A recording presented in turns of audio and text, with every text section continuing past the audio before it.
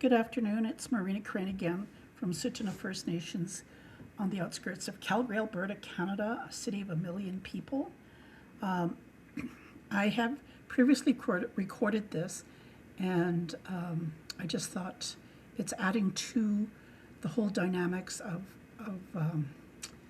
how I believe Indigenous women are perceived, or just the need to educate younger Indigenous women about lateral violence and just the perception of how throughout history we've been raised and born in a system of systemic racism. And this is a comment that I've had on discussion before, so I hope you enjoy this.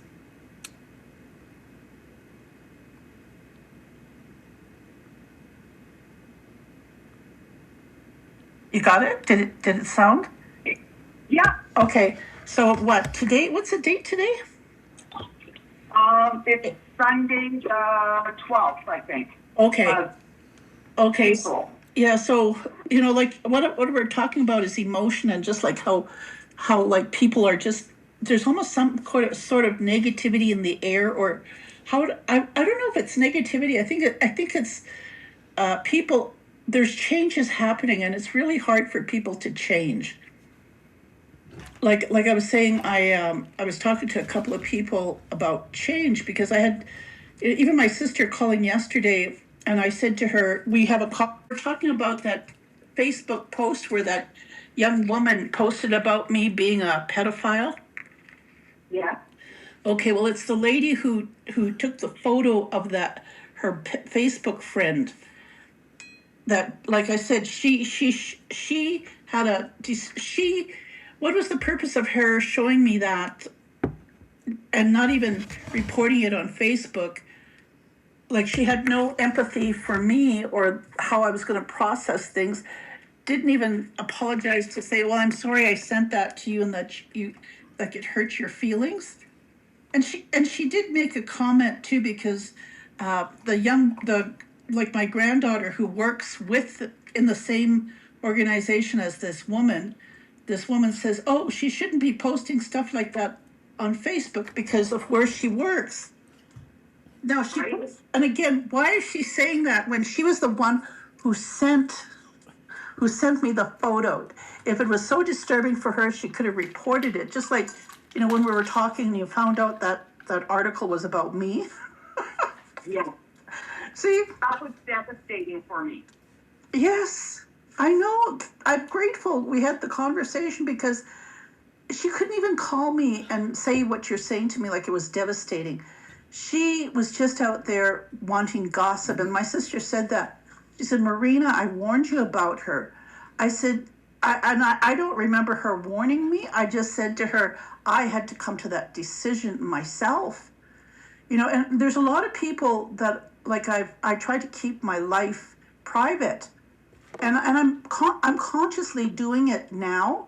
I don't know if I was doing it earlier, but I have, trying to keep my boundaries, and I don't know if it's an excuse to not gossip or just to be open with my life, not realizing that this lady that I've decided to not be around has probably been saying a hell of a lot of things about me, and I've been in denial all these 20 years. Because, go ahead. The part that bothered me was, I was like, okay, so here's a woman that I'm working alongside of. We're trying to make differences in the Indigenous community, and now I'm reading this garbage. And people don't realize that goes past just being gossip. That goes into the area of our ethical space. Because when I'm in an ethical space, I feel safe. And as a social worker, I'm supposed to be an element of change. Yet when we have stuff happening like this behind our backs, stuff that is not rooted in truth, it's a big problem. And that's like, for me, when a reporter asked me, why do you think took so long for people to catch Nathan chasing horse? And or I forget what I just said to them, what took you so long? But the reality of it is like I was talking to one of my relatives yesterday.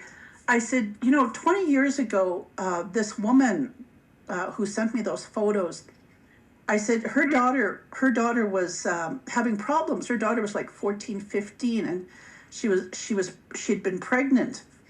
And but when young people get pregnant, it's sort of like an epidemic, and other girls sort of think it's okay to get pregnant. Well, and suicide and pregnancy is the same thing, right? Yes, it's all about that creative energy. It's either creative or destructive, because it's tied around identity. So so when she was talking to me, because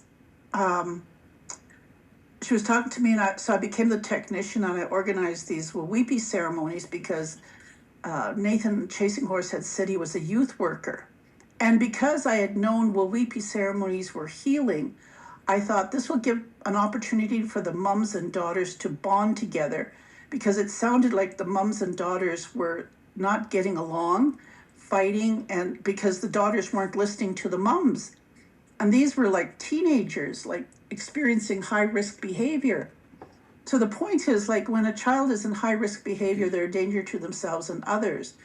So if they're, without even the mums knowing that their own daughters is becoming dangerous to other young women, it was only appropriate, like, that I create some sort of support system, in the sense that they can depend on each other, especially in ceremony.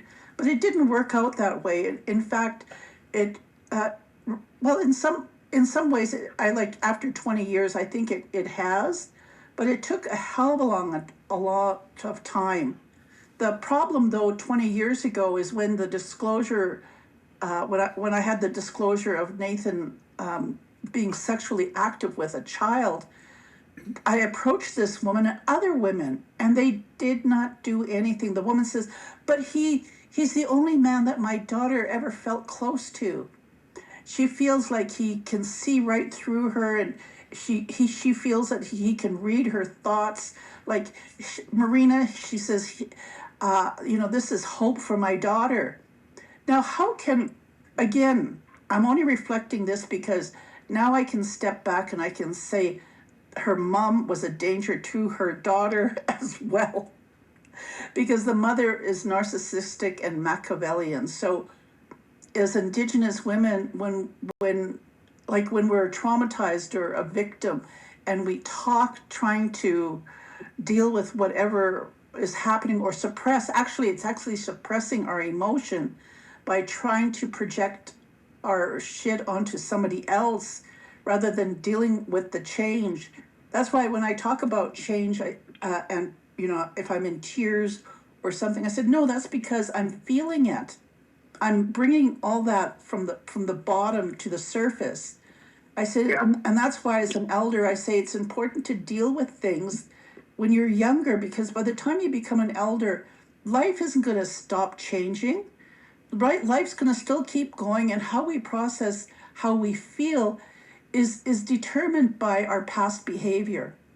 So that is the result of it, is that even like the incident that happened with Nathan Chasing Horse 20 years ago, when I went down to Las Vegas, I said to my traveling companion, I'm not letting anybody know I'm going, not even my siblings. I said, and nobody from my community. I just told, I think I told you, and I told a few people in the city that I was going. And I knew you were considering it. Yeah, so anyway, when I the problem is, and when I was talking to my cousin last night, see, the problem is too, like, even with that post on Facebook, my own granddaughter was supporting this woman, and my sister said to me yesterday, she says, Marina, that's our granddaughter doing this to you. And I said, yes. I said, all those people who belonged in the cult with Nathan Chasing Horse, they just assumed I was this woman, like this man, what do they call it when women chase men, like a cougar or a mastiff, like, you know, like this. Well, cougar when you're older, right? Yeah. But that's where I want to go back and remind you.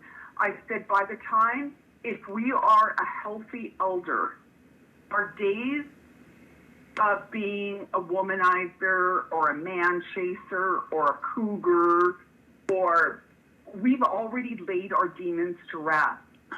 And if we have not laid our demons to rest, we have no place being called an elder. Exactly. But see, even then too, when an elder still has narcissistic Machiavellian tendencies, there's not a damn thing anybody can do to change that behavior, because that behavior, or that like it's a self-defeating behavior that when would it ever be eliminated? If, say for example, I might die tomorrow or 5 years from now or 10, and I haven't eliminated my self-defeating behavior, then how am I behaving as an elder? Because like this woman who took the picture, she passes herself off as an elder. And you know, and I said that to her employee. The employee and I had a discussion because the employee saw me with my traveling companion having tea, and she made a comment to the lady who sent the photo. She says, "Yeah, Marina was having tea," and then the lady says to her, "Marina, she told me that she called you when you were in Las Vegas." And I said, "No, I didn't let nobody know. I don't know why she's fishing around. If knowing her for 20 years, if she had any questions, why didn't she just call me and say, 'Oh, you were meeting with somebody having tea?'" See, Karen, the issue, for me as an Indigenous, who cares? That's like me going to your house and having tea on your patio. Who cares? Well, apparently, this is where I'm coming from. Apparently, because my traveling companion was a white man, it has even more of a stigma, like a stigma. Like for example, I had this lady come in while the traveling companion was visiting me, cleaning, and she went into my bedroom. I closed the door for her privacy. She left, and she got an Uber. I was so I didn't mean to ignore her, but I did pay her. Since then I've been trying to contact her to come and do some more cleaning, and I pay. Like I told you, I pay up to $200, and she hasn't. And the only reason I think she hasn't is because I had a white man in my house as an elder woman. Who cares? But see, I have to find a housekeeper now.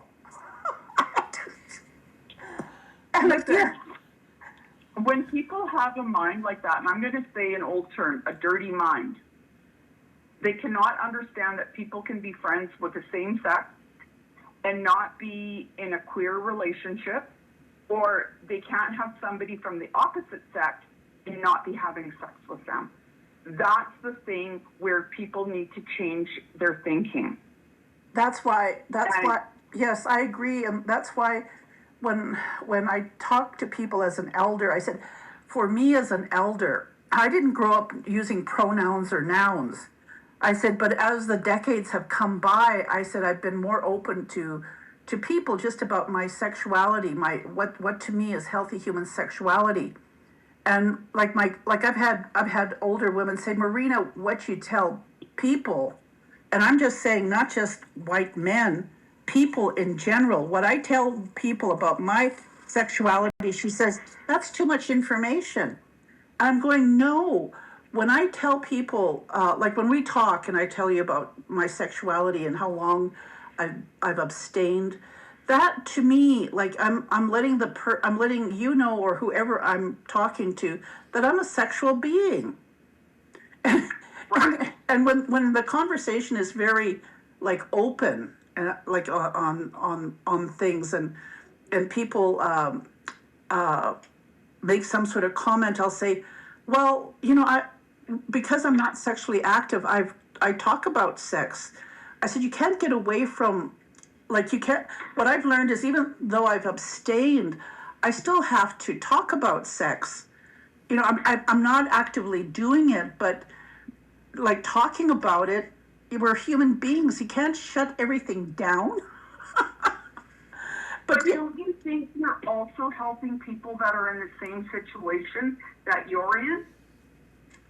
Well, you would, like, for me, that, yes, it is, because I'm educating older people that just as young people find life hard, to find love, to find like a good relationship, you have to identify your sexual orientation, because people can be so mean, especially when you're young and you find somebody attractive, either the same sex or whatever. It's the courage that young people have to be open, even using the word situationalship. There's no definition of, like, it's a romantic or physical or just having a conversation. The relationship is a situational ship, and it's always evolving. This new terminology, because of the use of nouns and pronouns, and how young people address themselves. And see, for me as an elder, when they say Elder Marina, like, I'm trying to define how I define myself in terms of sexuality as an elder, because like, young people are doing it, and if, as an elder, if we haven't been doing this our whole life, like you said, that dirty thinking. Growing up, I'd hear, "Oh, he's a dirty old man," or "She's a dirty old woman," Yeah. because Yeah. because of that thinking. Yeah. Well, I remember at my brother's, they were doing the wake part, and it was like a really clash of Métis versus First Nations. It was really like a difference, because we laugh and we talk and we try to make it like a celebration, and like First Nations are much more, tend to be much more quiet. So the elder says to me, "Can you tell your brothers to be quiet?" And I said to him, I can't, because that's the way that they're honoring their brother. And I said, but I'll try. So I went over and I talked to them. And then I came back and he said to me, "I remember you like 50 years ago." He goes, "You were this little cowgirl in your cowboy boots and your cowboy hat." And he goes, "And you didn't like to listen." And so I looked at him and I smiled and I said, "And I remember you chasing all the women." And I said, "So I hope you put that one to rest." And he started laughing. And I said, "You see, that's what we do. We go over good memories. We go over changes." Yes. Right? Because we don't see everything the same anymore. Yes, that's things are different. Yes, things are different. Yes, and that's why, like, when we're talking about my brother's friend and how I just rake him over the coals, that's because we're older. We're different. He doesn't deny his behavior when he was younger. Exactly. He's embracing it. Yes, sadly but truly. But if we could talk about more of these things more openly, talk about proper dating, talk about etiquette, talking about how to treat a young woman, how to treat a man, we would, treating two people of the same sex, we would be in a different situation that we currently are in, because it's all about respect and honor. Yes, that's the word, respect. See, and that's the whole thing. Like, even in some cultures, they don't talk about it as love. They talk about it as respect, because just for two human beings to live together. And I think we hit it on the nose, because like I was talking to my cousin yesterday, and she had an affair with a married man for like 17 years, and like I was saying, I was just off the top of my head, I was just saying, I don't know why people assume things of me when I've tried my whole life to, like, when I didn't know any better, like, and I took what people said about me I took it seriously. Yeah, It wasn't, like you said, it's none of their business. it's not. And so that's why I said to her when I went down to Las Vegas, I said I told my traveling companion that I wasn't telling anybody, that I was sort of, like I said, when I was younger and I was sexually active, I said if I wanted to, I would go out and, and I'd find somebody, I'd have a sexual encounter with them, and Yeah. and with him, he joked, it was sort of like, oh, you broke their hearts, and I said no, it worked both ways. I got what I wanted, they got what they wanted, and that was it. But see, I said, but the thing about it, I said, is I didn't tell anybody what I was doing. I just went out and did it. Nobody knew, and nothing. I said, so as an elder now, there's so much controversy or so much performative around Nathan Chasing Horse. I don't want to be perceived as being performative, so I'm not telling anybody anything, because just the whole jury part of it, like I'm looking at my receipts of what I spent. Like, one of the times I was trying to travel, it was canceled. I lost 1,400. So I've from experience and just how people can be nasty asking me questions, and so that's why I just thought, no, I'm not going to say nothing, because it was already, even when the delegation of Suta went down, the amount of people from my community who were calling me asking me if I knew anything, and I thought, where were these people 20 years ago? Where were these people who, when I was asking and when I was informing people, they didn't want to hear anything. They were more concerned about, well, no, my daughter this, my daughter that. One of the ladies too, she passed away, and she says, oh, I was told to forgive men like that. And I thought, and then the next thing I know, she's given her daughter up to him, and her daughter lived with that man for over 15 years. Those women who belonged to his cult, and I asked them, I said, how did this name, the circle, come about? She says we were just talking as women. She says, and how we formed this circle of support. She says that's how the name came about. But she told me too, she said all those years Nathan Chasing Horse would tell them not to Google his name because my blog was on Google. And that all those women, like outside the courthouse, they came up and shook my hand out of respect, and and for me to come back and to say, I had said to the ladies down there, like in Las Vegas, that I said, I knew something. I knew he despised me. I knew he was telling people lies about me. I said, even my own family, like, see, it goes right back to that photograph again of that article that said I was a pedophile, and that my own granddaughter didn't even defend me. And my sister said that, Marina, she didn't defend you. And I said, that's my point. Or her mom. Where did that come from? I don't understand that. Where did that photo come from? Where did that accusation come from? Well, it came off of Facebook. Like I said, that lady who I decided not to be friends with after 20 years, it came from her Facebook. She's the one who sent it to me. I can't imagine somebody trying to do that much damage to somebody and that much hurt. And like, as an elder, what are we about? We're about truth. We are sometimes about being quiet, but being loving.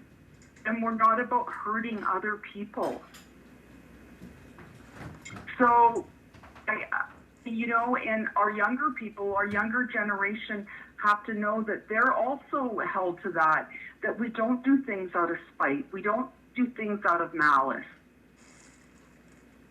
Well, I think a lot of times women who've been traumatized, who are sort of, we'll say, fatigue, going through battle fatigue, just trying to live a life. I think that performative part of it, like using social media, really creates negativity, because you look at that woman, like you said, she has 7,000 followers on Facebook. I don't even have that many followers. Right. So she's feeding her audience what they want to hear. And that's why I said I didn't want anybody to know I was going. Good for you. Because I don't, that whole need to perform, whatever I say or however I express it, that's coming from my own personal experience. That's why when I've talked and I've had Indigenous young women come up to me and they'll say, my mother went through the same thing, this lateral violence in our Indigenous communities. Like it's alive and well. Even talking to my cousin last night, I said to her that need to always find like that dirty mind, like that. I said I've struggled with that my whole life. I said, even when I tell people like my sexual orientation, my healthy human sexuality, I said, however people perceive it, I'm trying to let them know, no matter what you try and pin on me, that I've had an affair with a married man, or that I'm chasing after younger men, whatever the narrative is of the dirty mind, I said, I haven't practiced that. I said, my whole life, how many years? I said, a lot of people don't realize that for me to be sexually healthy is to talk about healthy human sexuality.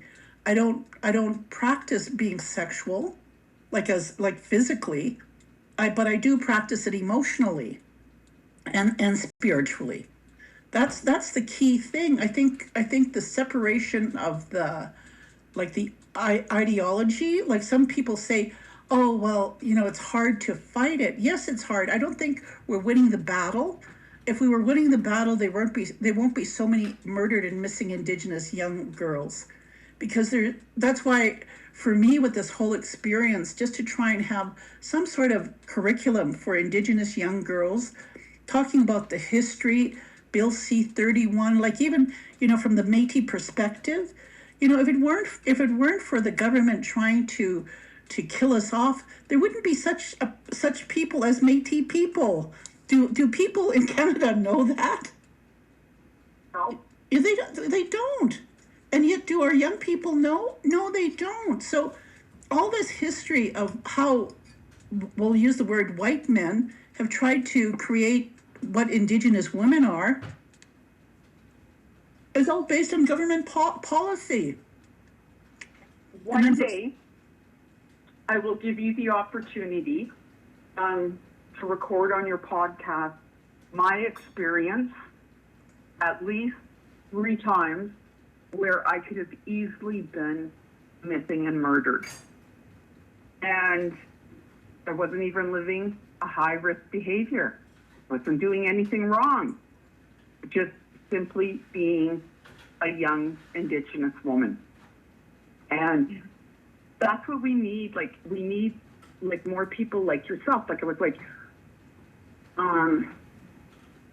we're just lacking in so many areas where people are like, oh, you can't talk about that, or when women are menstruating, oh, you're sick. No, you're not sick. That sign shows a sign that you're healthy and you can have a baby. But it's all of these little myths that we have, and the way that the rest of the world perceives us. Because you talk to white men and they've got these whole different thought about what Indigenous women are.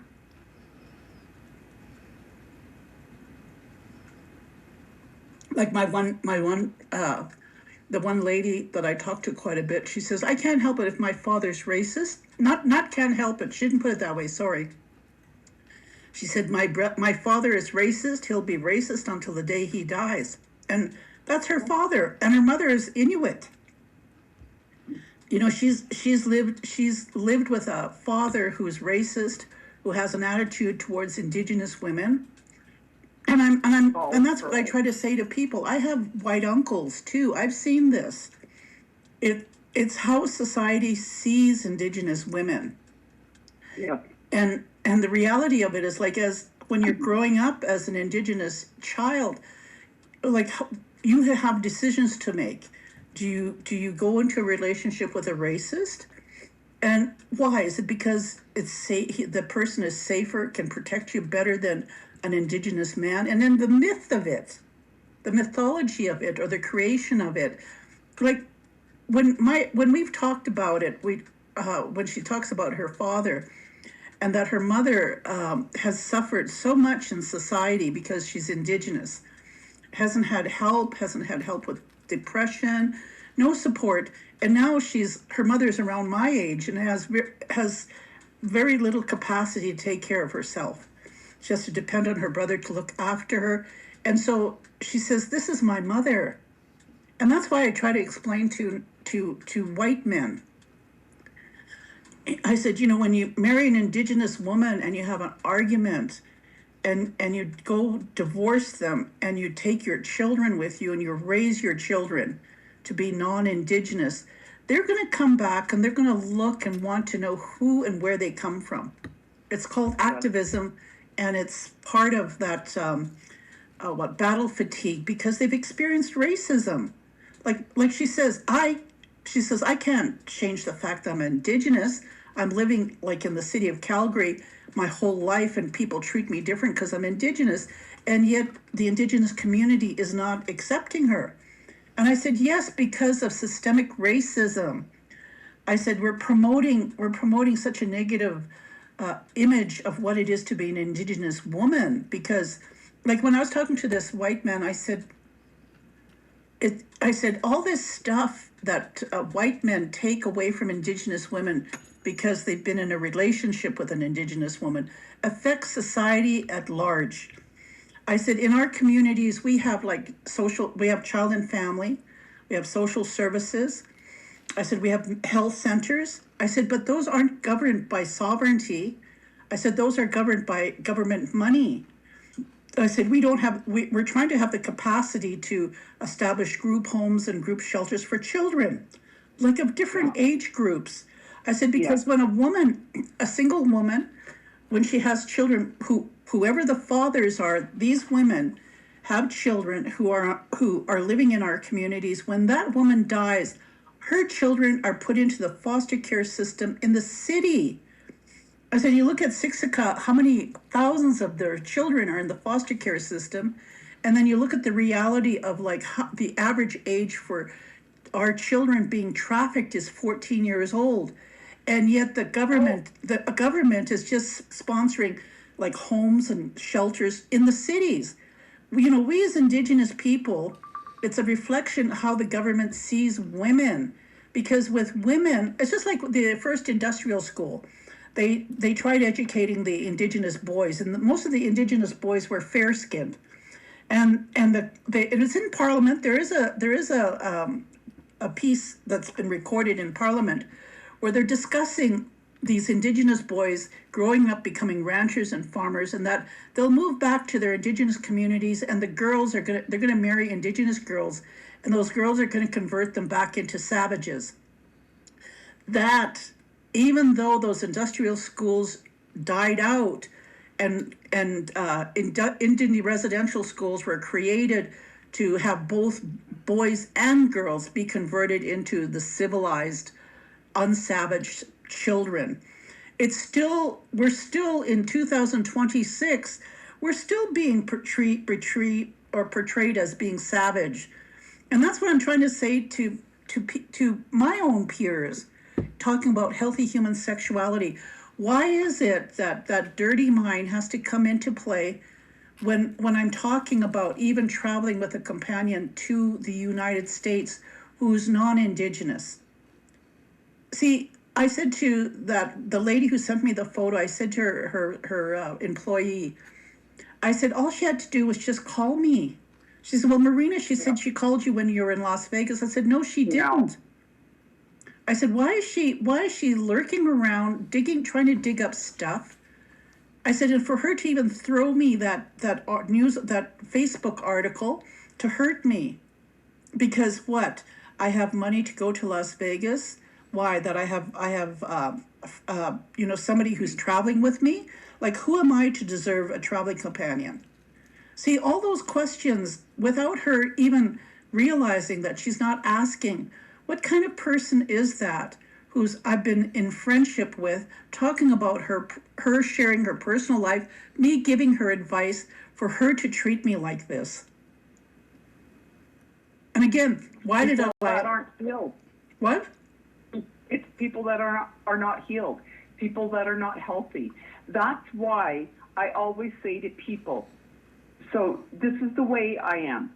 In my home, if you are a true friend, and it takes a while, because I'll say to you in a bit, I'll say, Marina, come to my house for a barbecue. So it's going to take a little while, right? Because it's snowing out still. But you come to my home and you've been to my home and you've ate food, you know you're a friend.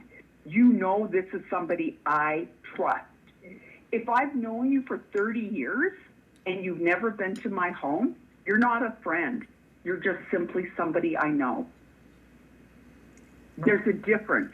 We have to be careful who we call our friend. We have to be careful of who we trust.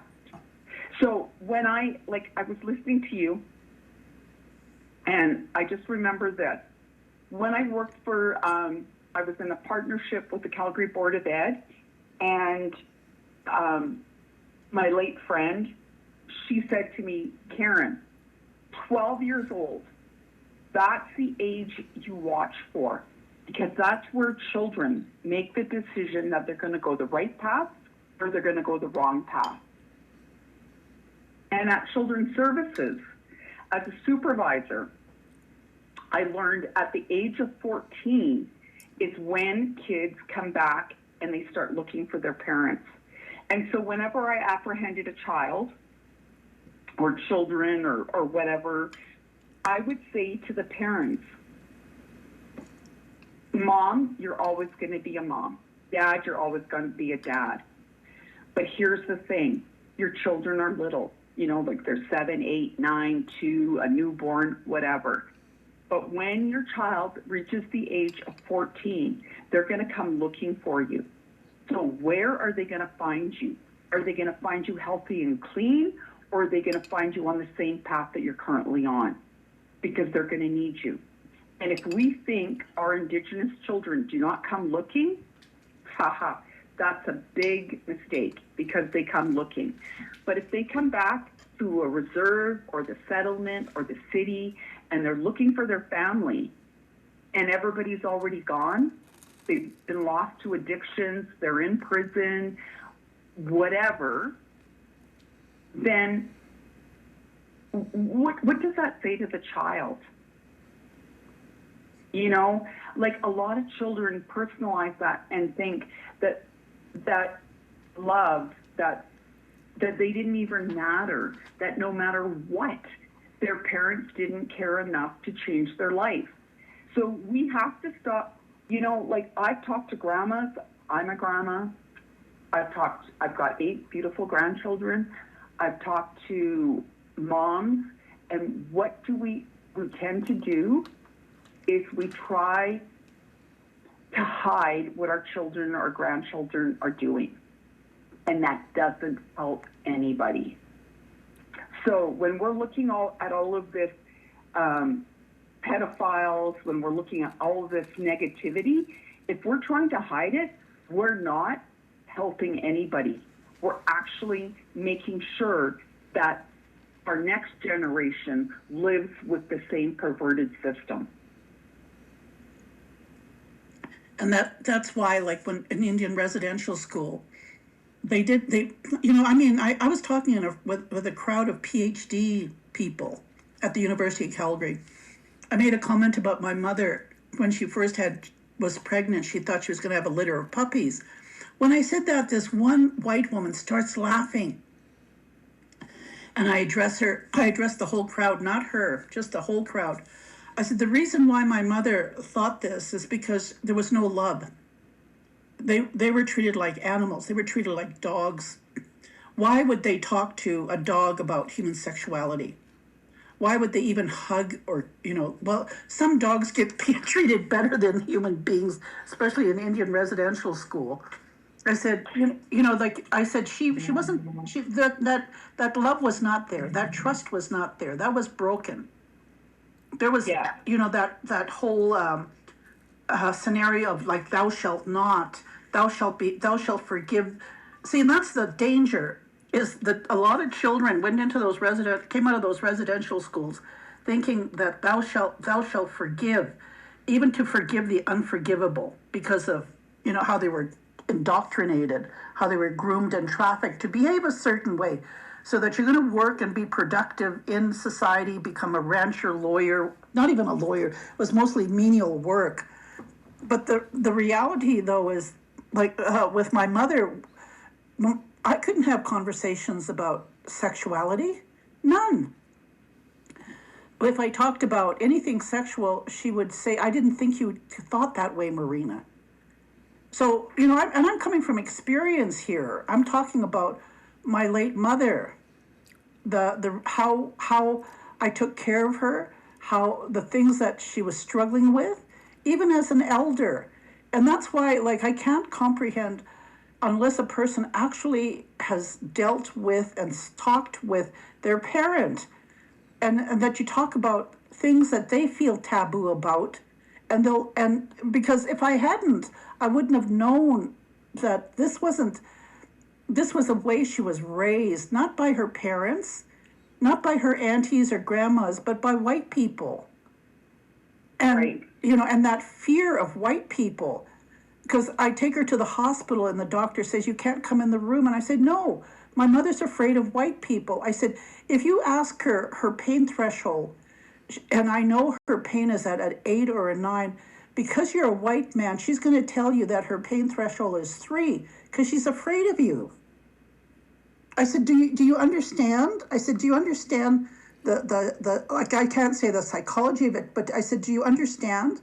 I'm here to be with my mother so that I can understand what she's dealing with, but she trusts me, but she doesn't trust you. As long as she's worked and been around white people, because of the trauma she experienced as childhood. And she grew up with like her sisters.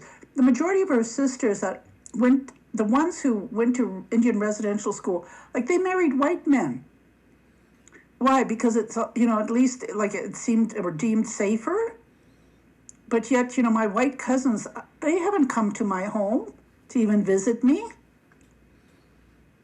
So my having a conversation with a woman whose father is racist, like, for me is a breakthrough, because at least I'm having a relationship with someone whose father is white, who's racist, and who's talking about it. Because my first cousins won't do that. They won't, because they're family. And yet that's the whole point of what government has done, what systemic racism has done with Indigenous kids or with Indigenous children in society. Like this lady says, I grew up in the school systems in Calgary. She says, I'm not passing off as a white person. They know I'm Indigenous. She says, but yet, where's my community? Who's helping me? And that's why when I talk about Indigenous women wearing their skin, like you said, you could have been one of the murdered and missing just because you weren't living a high risk lifestyle. Yeah. See, and for me, I lived a high risk lifestyle just for like not even 5 years, not even, I'll say maybe 3 years. Like I've, since I was 25, I just, like, I know it's shocking to people, but, going on 49 years of not being sexually active, like, how much fear or how much responsibility does it take for me to protect myself without a companion, whatever color that companion's skin is, for me to walk into the city and to feel safe and to trust people that nobody can question. My mom, I remember one day my husband, so he's Chilean, I said to him, I'm at work, I cannot take my mom to get her blood test and to get her x-rays. And he goes, oh, I'll take your mom and then I'll take her out for lunch. And I was like, great. I said, just, tell me if I need to get a prescription or what I need to do. So he left my mom for like an hour at the blood place, and he comes back and he looks around the room and everybody's changed. And so he says, he calls my mom, he goes, Mrs., why are you still sitting here? And she said, well, I guess there's lots of people, all the people came. And he goes, yeah, but now all the people are different. So he walks up to the front and he goes, why isn't my mother-in-law, why hasn't she been seen? And they look at him, and of course he speaks with a thick accent, and immediately my mom was taken into the back, because in that moment they thought she was a Spanish-speaking woman, not an Indigenous woman. So the next place he took her to was to get her x-ray, and he went up and he did the talking. He said to her, miss, just sit here and I'll do your paperwork. And they immediately took my mom in. But had she went up, she wouldn't have been seen first. She would have been somewhere way back in the end. And that was the time where it was like a real eye-opener for my husband. He goes, so these are the first people of the land, and this is the way you guys are treated? So I took him out to Massachusetts. So I'm talking, so what are we, 2025? So I took him out there. Let's say I was born in 65, 75, 85, 1985. I took him out to Massachusetts, and he said to me, he goes, oh, this is so beautiful, this is so beautiful. And he kept looking in the ditches, and there were all these new trucks that had been totaled and all this terrible stuff. And I said, the government gives out money per family, per child, but they don't do any education about how to take care of the people. And my husband looks at me and he says, but isn't this the way the government gets rid of your people?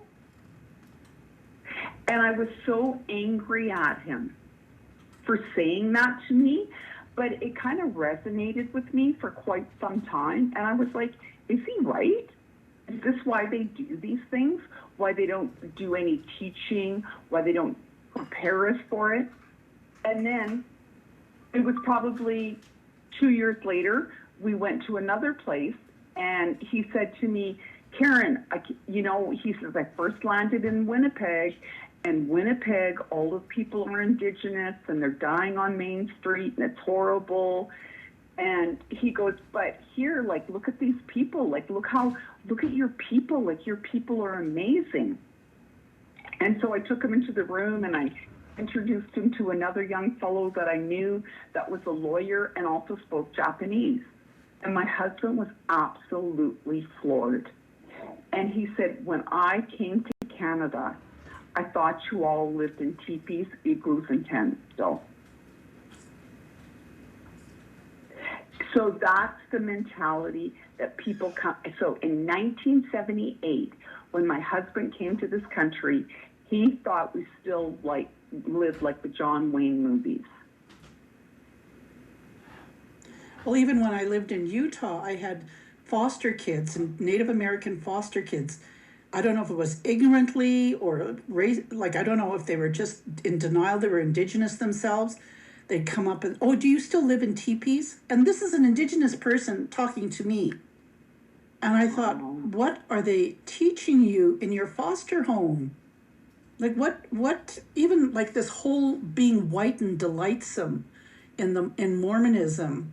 When I talk about all, I think I forget how many thousands of Indigenous Native Americans they graduated out of that private university. They indoctrinated them. Like the whole they used to have one of the highest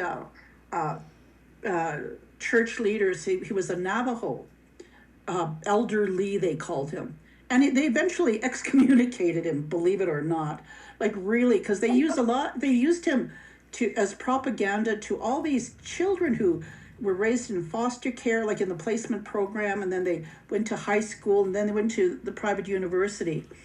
And the reality of it is like everybody, when they go to church, because I went to church with these people, like they were all brown skinned people, Polynesian, Hispanic, Native American, and they would talk about the Latter-day Prophet was going to be indigenous, they called them Lamanites.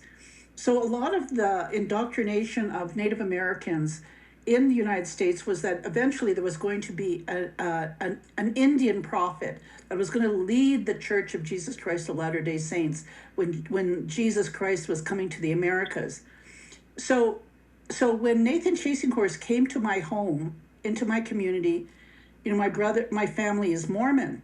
I don't practice, and but I do. When people ask me about Mormonism, I'm quite open about talking about Indian placement program and the systemic racism that I experienced there. But he also, knowing like Brigham Young had all these wives.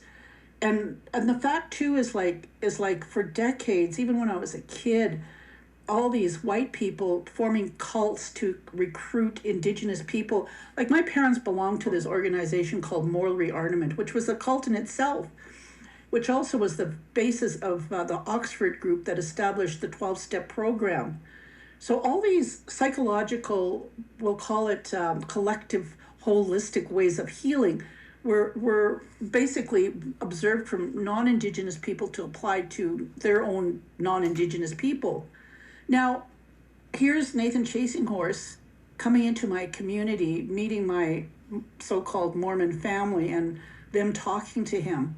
I really think that he had met so many Mormon people coming to his sweats and ceremonies throughout the United States and Canada that by the time he left here 20 years ago, he openly started being a polygamist. When I spoke to some of the survivors who'd known him 24 years, some, when he was a teenager, they're talking about, how they saw him evolve.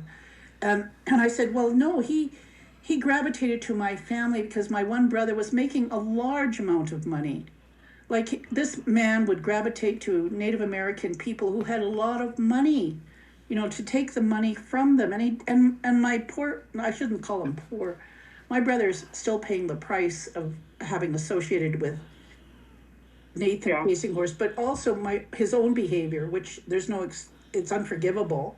But the reality of it is that it stemmed from all the stuff that he was allowed to get from my community. Every ceremony was $5,000 to $6,000. They paid for the two girls that left. They paid for their rent. I had family threatened with their jobs if they didn't pay these children's rent, while Nathan Chasing Horse was living with them because he'd promised they were going to be like supermodels or become famous. He was using his position as having a past status as a from Hollywood. Yet, by the time I met him on Bury My Hearted Wounded Knee, he was already washed up. But he manipulated people to believe that he was in charge of this non-charitable organization in California called PIPE, that all these people were supporting him. And then again, every month, my older niece would collect tithing from the members who were following him here in my community every month. Like how the Mormon Church collects tithing. And he You used, know, down in Toronto, they had this girl that disappeared the first year I lived down there, and her name was Nicole. And I always used to think about her, and I always used to wonder what happened to this girl, Nicole. So my oldest daughter is Nicole, not named after her, named after somebody I went to school with. And I was looking at this young girl. She was a sports person. Like, she was in school, she was running. So you can just Google her name now and you will see it.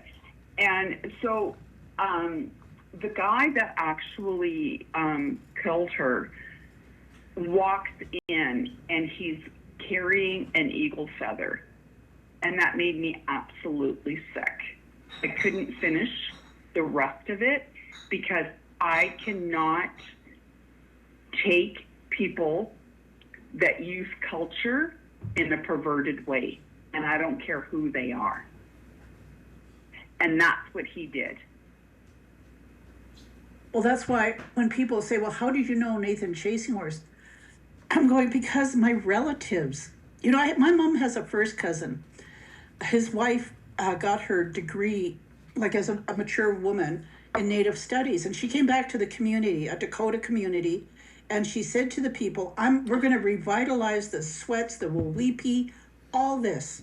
We're going to do this. Because she's getting all this information out of textbooks, academic textbooks. So she starts taking her husband to Sundance and having sweats. Now, you have to fast for 4 days prior to Sundance, and he made a commitment to go to a Sundance in the States. So they staked him out in their community with a buffalo hide and staked him to the ground, and you're not supposed to have water or food for 4 days, and you're supposed to be meditating and having these vision quests. Well, his wife went to go and check up on him, because you got to check up on them once a day to see if they're in need of medical help or anything. She went there and he vanished. They had to look around. They were looking around, wondering where he went to, and the guy, my mom's first cousin, ended up at the doorstep, at our doorstep, knocking on the door. My mom opens the door and sees him. And he's carrying this briefcase, because I don't know what it is about men and briefcases, especially uneducated Indigenous older men that have to be perceived as being academic. He asks my mother if he could stay, and with him was a young, blonde, non-Indigenous woman. Must have been about 23, 20, like she was young. And so my mom, had them come in, and they stayed. She had to pay for their bus ticket to go back to Manitoba. And then even that too, his wife had to go, and because he didn't fulfill his 4-day sweat, she had to go down and pierce herself at the Sundance because she made a commitment. Now get this, she even had her husband climb up on a tree or the top of a roof or some high place, and she had an audience at the bottom, and she would yell at her husband, "Fly! Jump off and fly, turn into an eagle. You can do it. You have the power to do it." And the silly uncle, he jumped off and he broke his ankle. Like, to the extent, I've had uncles, like when they were younger, like when I was like maybe 50 years ago, who, were notorious. Like they drink with their teenage nieces. And of course, like they became sexual. But they also knew they were going to get in trouble with the law. So they stopped and they started doing sweats, Sundance, and they were using it to abstain from like that dirty mind that, like to any activity that involves unforgivable acts. Now those girls became academic. One's a professor. The other one has her master's in social work. I've even met Indigenous girls who were a woman who was a victim of incest, who became an engineer for Parks Canada. Total denial that she had suppressed her emotions, about being an incest victim. And it's the same thing with these academics. Totally suppressed that, they had incest within their families. And that's why I talk about, a lot of non-Indigenous women, white women, who had lived really high risk behavior from ages of 12 to 15. Like the one says, I hitchhike. She says, I remember being in a truck with this guy and he was taking me someplace. She says, I don't remember how I escaped.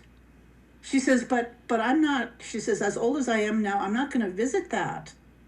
And I said to her, my mother, I said, when we talk about sexual assault in those residential schools, she said there was one incident she talked about, this big fat white man sitting beside her in the classroom. Has no, I'm sorry, has no business sitting that close to my mother. My mother said she doesn't remember anything after that. And I said to this white woman, I said, my mother couldn't process that deep buried sexual assault. I said, much That's like what happened. I've spoke to so many, because I spoke to so many First Nations women and men, and they've all had the same story, just like what you're talking about. They can't go that deep. They don't remember. And the ones that were lighter skinned or had lighter eyes, lighter hair, had a different experience. Yes, that's why when it comes to this Dunstan Indian residential school, the 5 major leaders in the Treaty 7 area were the Indigenous men, like Senator James Gladstone. He had light skin. People from our community, they had light skin. These were light skinned boys. So any kind of indoctrination. But he was Blackfoot, right? Yes. Yeah. He was like, that's what people don't get. He may have passed like for a white man, but the man spoke Blackfoot. That's why I tell people, I have Sioux relatives, my great grandmothers, like my grandmothers. They could pass for white women, but they spoke Sioux. Well, I actually just posted a picture of him yesterday, and so that's funny that you're bringing him up. So on my page, we have 14,000.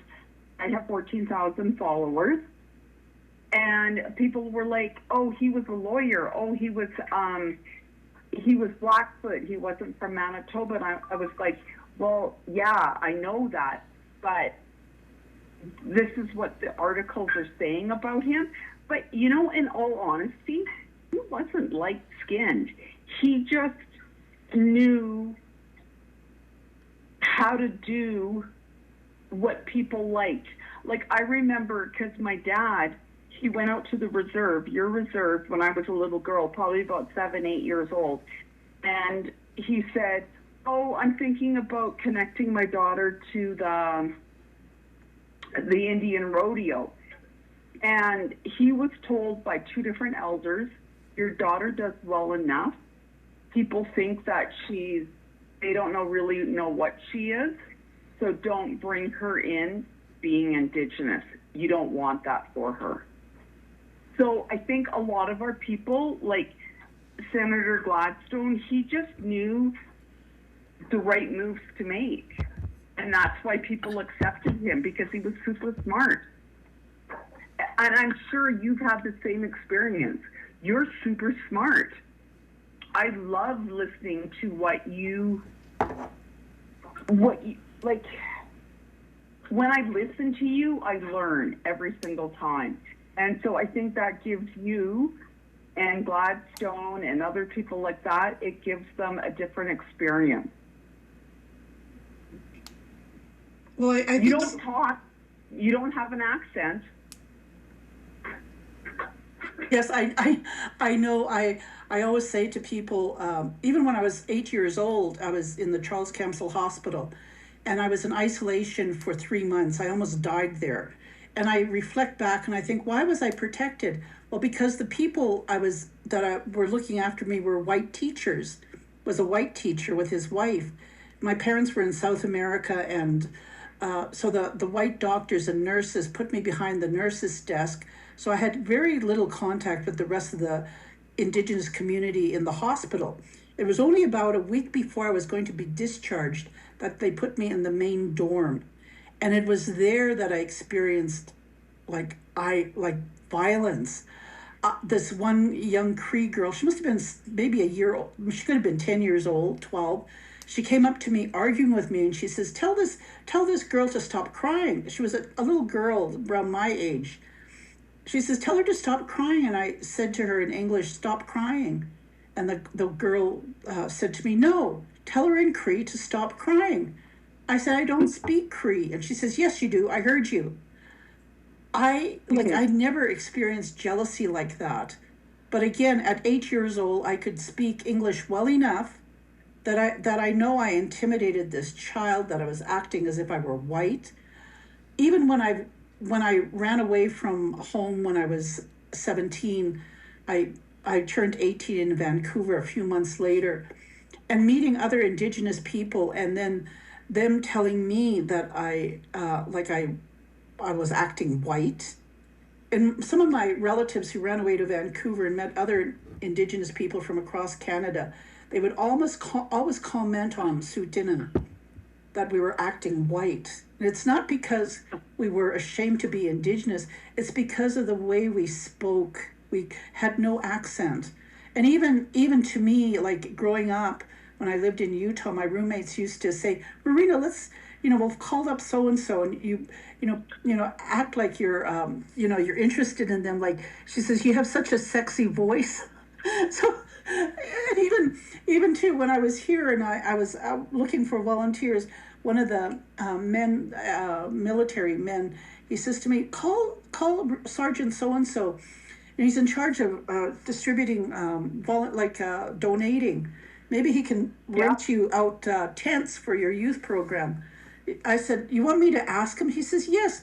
He says, you have a very sexy voice. So I called him, explained the situation. Sure enough, the doors open and I got those tents. But again, that's because my father, when I was growing up, he appeared on radio, he appeared on TV, he was a rodeo announcer. Even my mother talks about my grandmother's father. My great grandfather had an ability to talk, so I know it's genetic, but again too, because now it's modern age and like that. This is my great grandfather. My mom said when he come into a room, he was like 6'4", like he's a tall Indigenous man. She says when he opened his mouth and he talked, she says just his presence. And that's like I'm grateful for these stories, these moments that I hear about, like my whatever I'm contributing, to. But remember, Indigenous women and Indigenous men have different experiences.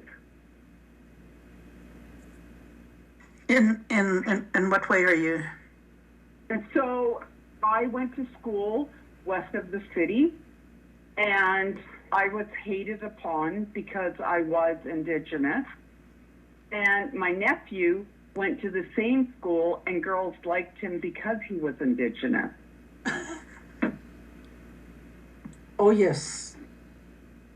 So we have very different experiences. So we have this more. When I was in Toronto and I was working in a donut shop, it was really funny because the police officer kept coming in and asking me to put a some kind of game thing in the corner of the donut shop. That's where I was working. And I said to him, I said, listen, I said, I can ask the owner tomorrow. And this white cop kept saying to me, I know you own this place. And I said to him, actually, listen, I don't own this place. The owners are Greek. And he said to me, I know you're Greek. I know you own the shop. And then the other cop that was white, he said, she tells us the same story all the time. Just let her be. So it was like a couple of weeks later, I talked to my boss, I talked to his wife, I talked to the partners, and they said, no, we don't want that because they use a lot of electricity. No, it's not as positive as what this cop is making it to be. You know, just tell them where to go. And they were all Greek. And so I went back, and it was a couple of days later, he came back in, and he said, so, are you going to let me put my game in the corner? And I was like, no, they don't want it because it wastes a lot of electricity. And this white cop says to me, if you ever call 911 from this number, for whatever reason, we won't respond. So that's the difference that we've been treated with. But I noticed that my brothers, my nephews, my cousins, like everybody that's male is treated differently than what we are treated as female. Yes. I know. I lost my younger brother when he was 35. Even when he was 18, he was big for a teenager. But just the audacity of beating up my brother because he's Indigenous, and then all these young men going into the city and having, these older white men beating up on them, because they have to stand their ground. I used to we used to go down. Used to be an Indigenous bar downtown Calgary when I was younger, and during the Stampede, all the we call them once a year Indians come into the city. So we'd all hang out at this one place, and so my cousins and I had this little Datsun, and we'd all pile, like, of course, an Indian car. We all piled in, go downtown, and we came out, and my younger brother and his friend, they weren't old enough to go into the bar, but they stayed out in the car waiting for us, and they were teenagers, so it wasn't like child abuse.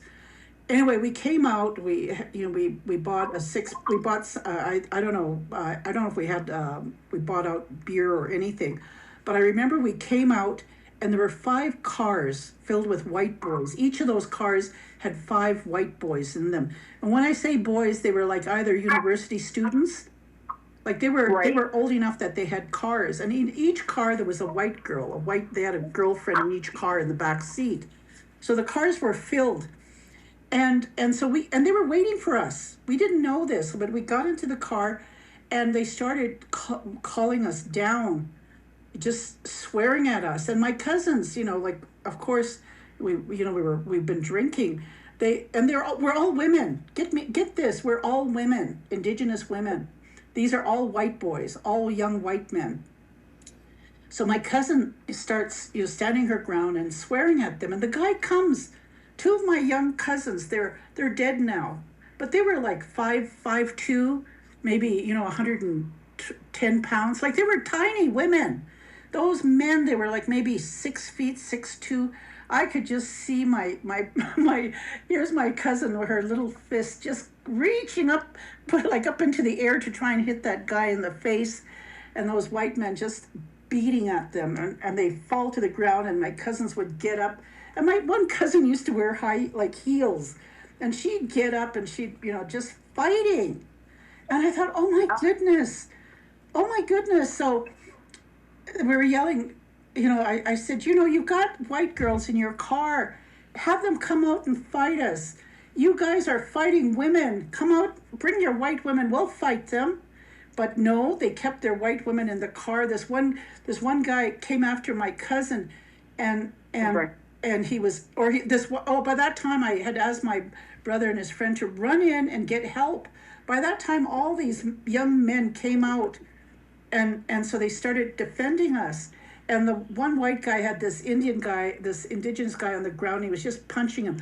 I just grabbed that guy's hair and I just pulled it down because he was on the ground. I just jumped on him with my hands, and he tried to get up.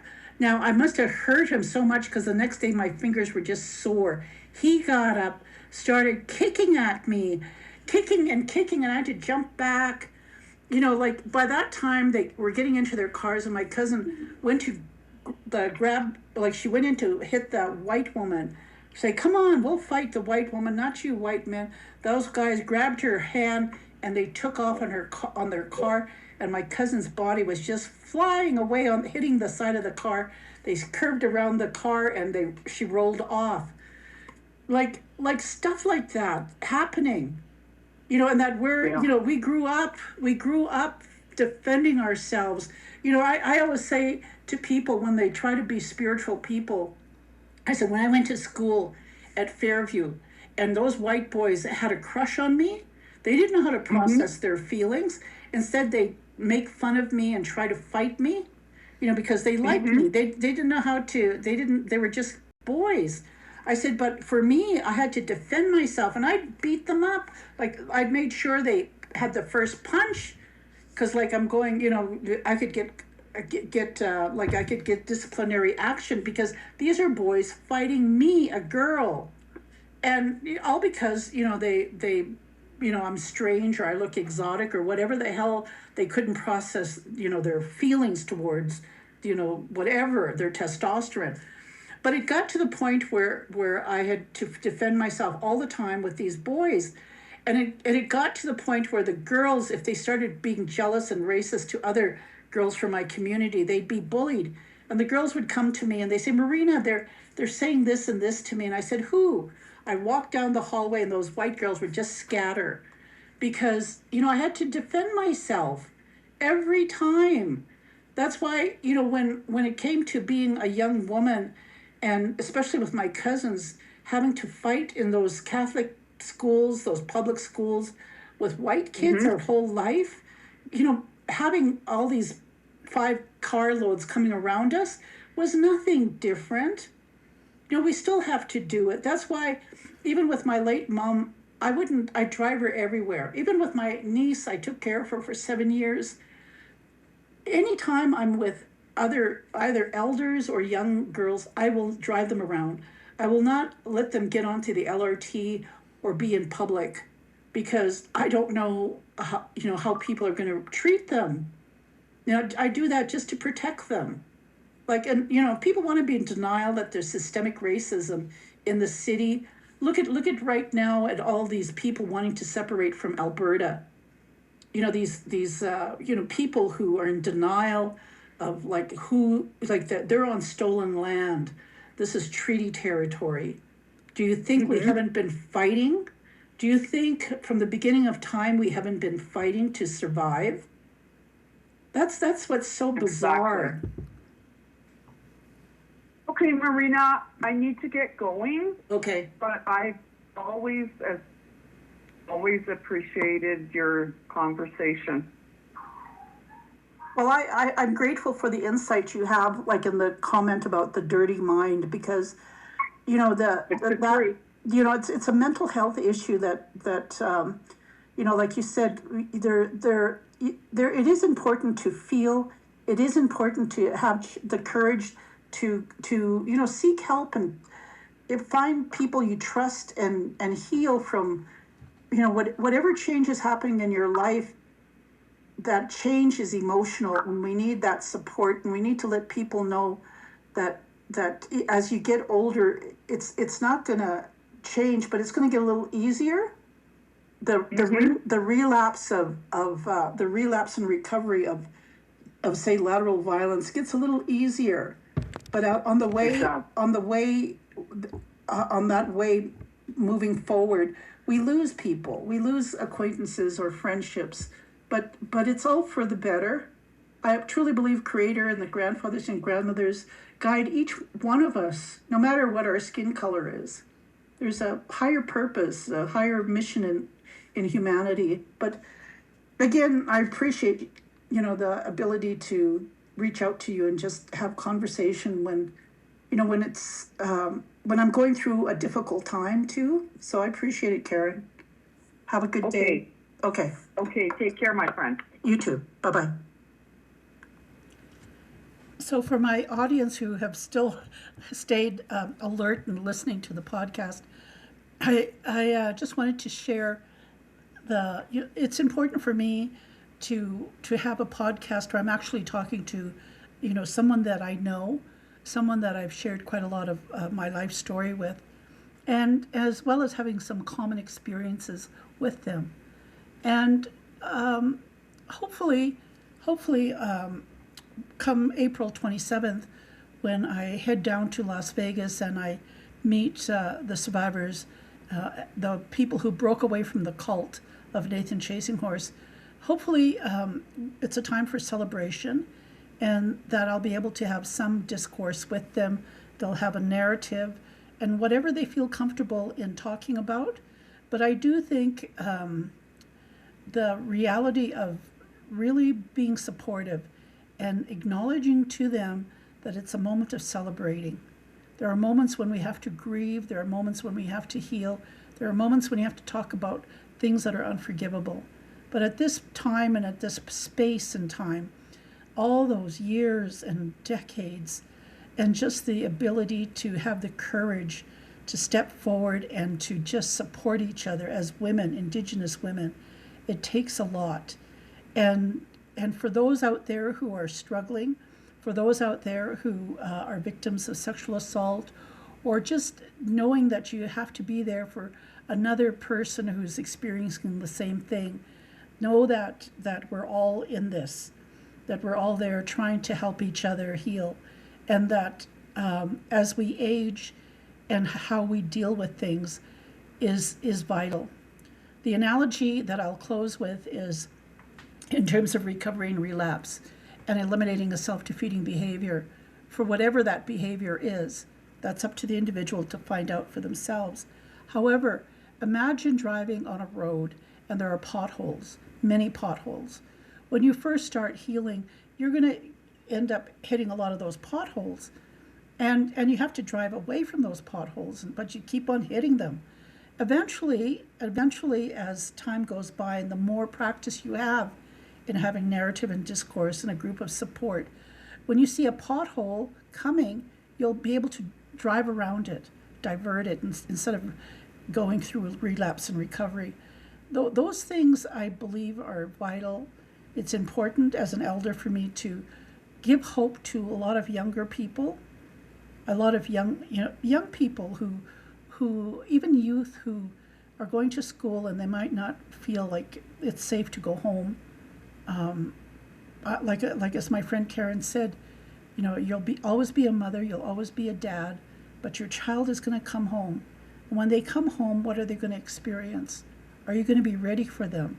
Are you going to be strong enough and healthy enough to be supportive for them? Because we don't know what they've gone through, and it's up to us as older people to try our hardest to humble ourselves when we need to have help. I know there are many 100 help numbers out there, and I hope you'll reach out to any resource place that, if this conversation has triggered you in any way, or even my podcast, whatever you've listened to or however you see things, find support, shop around, make sure the person that you're sharing your information with, that you trust them. So with that, I'll let you be, and we'll again have another podcast. Hopefully I'll have a couple more podcasts before I start doing the podcast from Las Vegas. I do hope that the podcast from Las Vegas will have, well, again, it's up to whatever they want to share with me, but I'm just grateful that I've been able to meet them, and I'm grateful that they're glad that I'm coming back. Okay, I'll let you go now. Have a good day.